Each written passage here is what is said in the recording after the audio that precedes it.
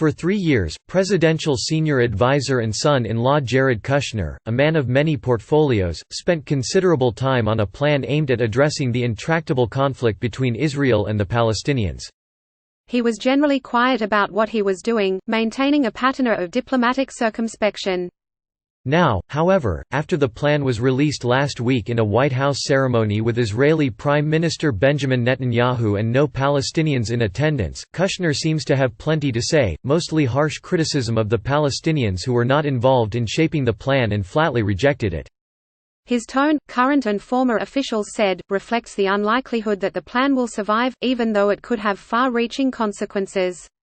Over the weekend, the 22-nation Arab League unanimously rejected it, despite Kushner's assurances that numerous Arab states were on board. The 57-nation Organization of Islamic Cooperation followed suit on Monday. The plan, enthusiastically embraced by most Israelis, would deny the Palestinians an independent state and lead to a single apartheid system in which the Palestinians living in the West Bank are second-class citizens, said Arab League Secretary-General Ahmed Abul-Gheit, who is Egyptian. If Israel follows through on some of the plan's tacit promises, such as imposing Israeli sovereignty over at least a third of the Palestinian-claimed West Bank, including the crucial Jordan Valley, those steps will prove extremely difficult to reverse. Some people who have spoken to Kushner privately during the months of sputtering talks involving Israel and a number of Gulf states said his harsh rhetoric reflects his true feelings about Palestinians, which he kept at bay before unveiling the plan. He also may be hoping to apply greater pressure on the Palestinians. He was probably holding off because he didn't want to totally close the door, said Daniel Levy, a former Israeli peace plan negotiator and now director of the Middle East Project, a policy institute. Once you've put out the plan, what's the use of sugarcoating it with anyone? Levy was among numerous experts, diplomats, international officials and Democratic lawmakers who blasted the Trump-Kushner plan for failing to address Palestinian aspirations for nationhood and for making tough demands on Palestinians before they could even ask for a demilitarized state, while granting a near-full slate of concessions to Israel. The plan also denies the Palestinians a capital in East Jerusalem, offering instead a collection of slums to the east of the city. Many experts said the deal was a non-starter for Palestinians, but were unclear whether Kushner realized that. Philip Gordon, the White House senior official on the Middle East under the Obama administration now with the Council on Foreign Relations, suggested Kushner's language reflects his impatience and angry frustration. He feels like he's invested 3 years in this. It's his moment of glory on behalf of the president. And the Palestinians are standing in his way, Gordon said. Ian Bremmer, president of the Eurasia Group, which assesses global risks, said Kushner, scion of a family long dedicated to conservative pro-Israel causes, might have calculated that any sort of deal would be impossible if the Palestinians, especially under Palestinian Authority President Mahmoud Abbas, were involved in the drafting stages.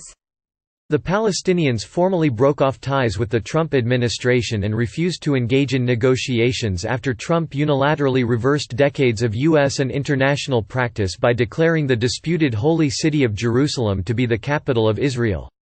He moved the U.S. Embassy from Tel Aviv to Jerusalem, part of which Palestinians want for their own capital, one of several pro-Israel steps Trump has taken.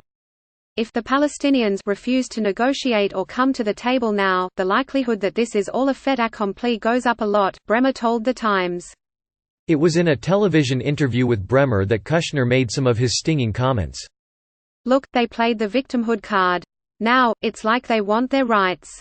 They want a state. Kushner said Friday in comments aired on public television. Basically what we're saying to the Palestinians is put up or shut up. Speaking a day earlier to veteran CNN anchor Christiane Amanpour, Kushner was dismissive of Palestinian leadership, whose members he is known to disdain. If they don't agree to negotiate, then they're going to screw up another opportunity like they've screwed up every opportunity that they've ever had in their existence. Kushner said. Kushner, through an aide, declined to be interviewed for this article, saying he was concentrating on television appearances for now. Senior administration officials, echoing Kushner, say his approach is one of pragmatism and realism. Trump said this could be the Palestinians' last chance for building a state, apparently because of Israel's march toward annexation of more lands claimed by the Palestinians.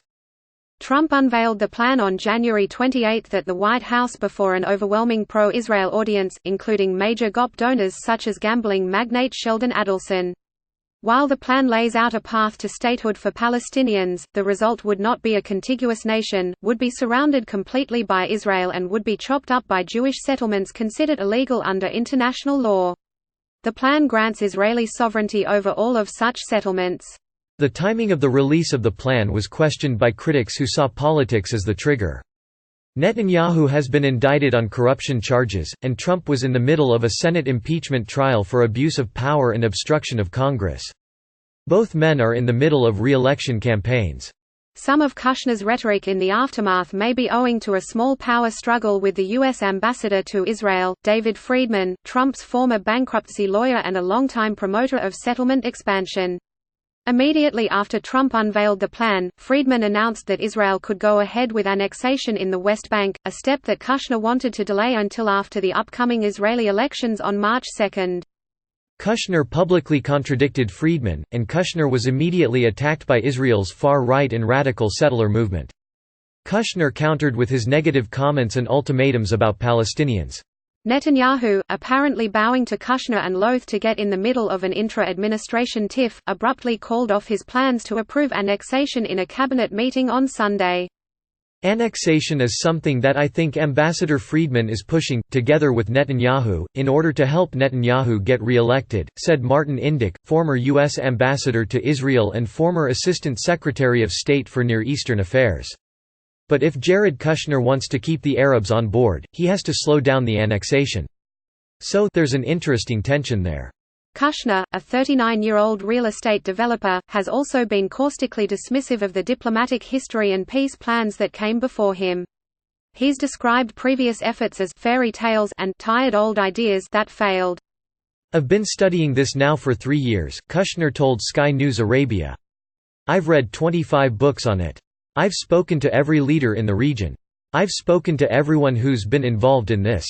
Kushner included in the plan what is described as a $50 billion investment scheme for Palestinians, although it is not specified where the money would come from. People who are familiar with Kushner's thinking say he approached the plan the way a business entrepreneur would, cash for concessions and compliance. But that approach ignores Palestinian history, nationalism and dignity, Gordon said.